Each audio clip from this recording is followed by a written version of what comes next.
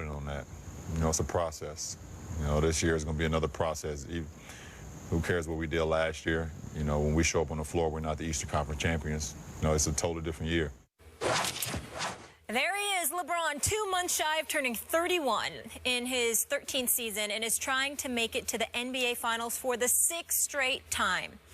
Stephen A., what are we going to see from King James this season? More the same. I don't think I think that you'll expect to see him less minutes. I think as he gets older, he gets wiser.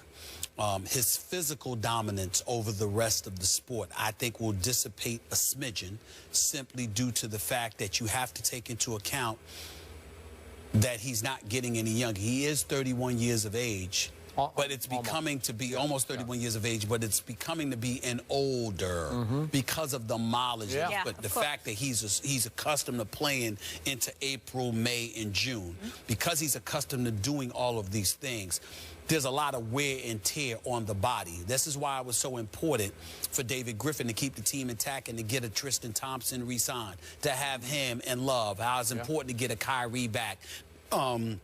The J.R. Smiths of the world, acquiring Mo Williams in the offseason.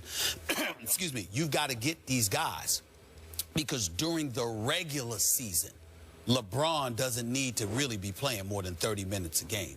It's almost like you really wish he had Greg Popovich.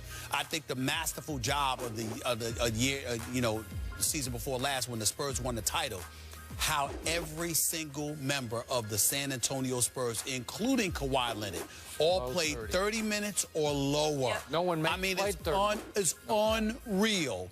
Only Greg Popovich has proven he could do something like that. And that's what makes you feel sorry for LeBron, because I like David Blatt. I don't have a problem with David Blatt. Remember last year I was of the mindset, give the man a chance. You understand, even though, he wasn't everybody's first choice. I would have preferred to see Mark Jackson coaching that team, but give the man a chance. It's just that I don't know how you can manage those minutes. So LeBron will do it himself. I think he'll take less minutes. I think he'll look to get others involved. I don't think you'll see him as aggressive offensively. I think he has a number of successful years ahead of him. My issue with LeBron is one thing and one thing only. And last year was so incredibly unfair to him because, my goodness, 2 of the big 3 go down. And I mean, to me, it was just unfair for the load he had to carry. But in the end, you have 4 finals losses. I've gotten to the point where I would rather see LeBron lose earlier than go to the finals and lose again. I just don't want him to lose in the finals. If you're going to lose before the finals, because it's nothing worse than getting so close and then falling down. And that's happened to him on 4 occasions, and it could happen a 5th, and I don't wish that on him. For LeBron's sake, I hope you're right about his reduced minutes this year. This is his 13th NBA year, as Molly points out. Michael Jordan played a total of 13 years for the Chicago Bulls. So LeBron's getting up there in NBA age. But Stephen A., the one thing I love about LeBron James, he loves to play basketball. I don't think he has nearly enough respect for David Blatt to treat him like he's his Greg Popovich. Like, coach, if you tell me to sit, I'm going to sit. No, he's not going to sit. So I'm not sure the minutes will be as dramatically reduced as they should be. Because if LeBron is as smart as you say in his maturity, then he should take nights off. He should play a few minutes some games. You have to. In fact, I would like to see the Miami Heat win home court advantage over the Cleveland Cavaliers, because if they did, it would say that LeBron just didn't play that much, and then I would still go ahead and pick the Cavaliers, even without home court, to beat D. Wade and company in the Eastern Conference Finals. You got to remember a couple of things to throw out here. LeBron James has compiled 35,000 plus minutes in the regular season and 7,500 minutes in the postseason. That's nearly 43,000 minutes he has compiled. That's number one. Even though he averaged 36 minutes last year, he averaged 42 in the playoffs. And for his career, he's averaging 39 minutes a game.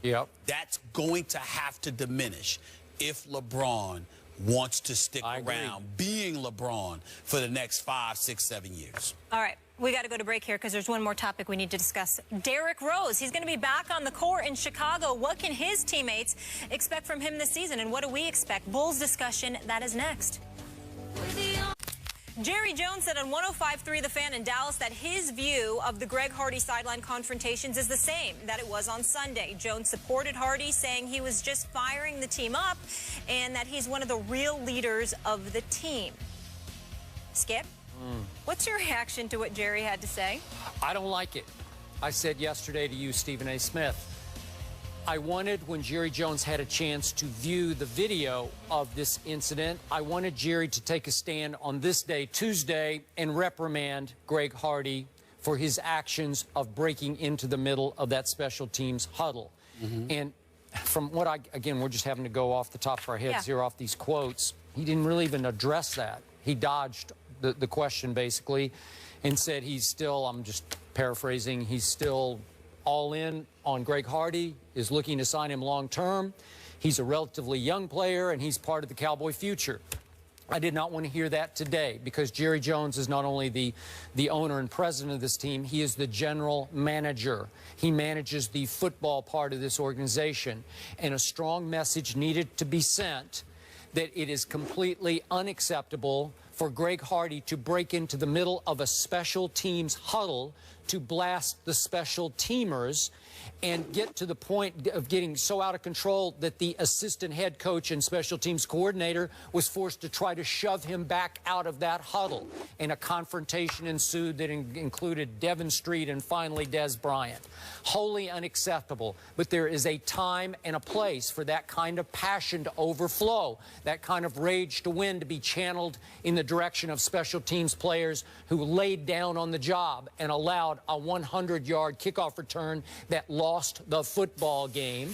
And that time and place might be over on the sideline on the bench area, where you take one at a time and you say, what are you thinking about? And where was your effort? And where's your guts and heart, young man? Because I think Greg Hardy has the potential to become a veteran leader of this team, but he has now only played 2 games for this team, and I don't think it would be out of bounds for the owner, president, general manager to put him back in his place, because, as you said, the sometimes puppet head coach is not going to do that.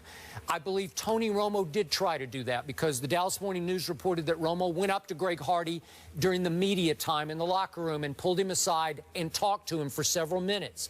And I don't know exactly what he told him. I'm going to guess that he told him, watch what you say to the media. Don't dig a deeper hole. So we got the no comment, no comment, no comment. Thank you very much, media. I wanted to hear something constructive, objective from Jerry about Greg Hardy, and I didn't, and I'm disappointed in Jerry, and he's now said himself. I opened the show by saying he's the biggest, easiest target in sports, and now it will be open season on Jerry Jones all day long today. Your thoughts? Skip Bayless,